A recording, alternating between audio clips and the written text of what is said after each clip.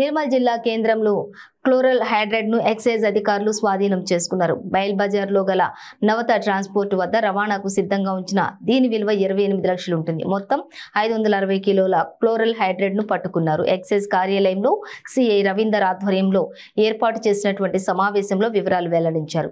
Excise commissioner Sarfaraz ఆదేశాల మేరకు నవత transport కార్యాలయంపై దాడులు చేశారు. గుజరాత్ నుంచి దీనిని ఇక్కడికి తెచ్చారు. నిజామాబాద్ జిల్లా మోర్తాడ్ మండలం ధర్మోరా గ్రామానికి చెందిన అరుణ్ గౌడ్ అనే నిందితుడిని అదుపులోకి తీసుకున్నారు. అతడి వద్ద నుంచి ఓ ద్విచక్ర వాహనాన్ని స్వాధీనం చేసుకున్నారు. నిందితుడిని రిమాండ్కు తరలించారు.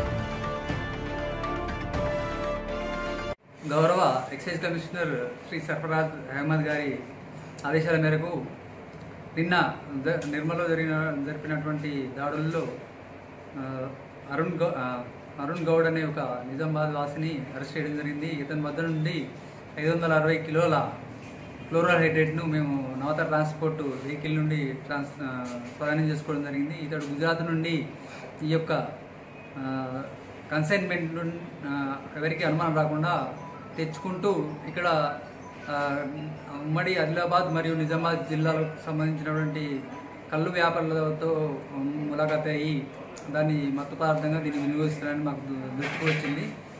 ఇతనితో పాటు ఒక వెహికల్ కూడా సీజ్ చేయడం జరిగింది. ఇతన్ని కోర్టులో రిమాండ్ చేయడం జరుగుతుంది.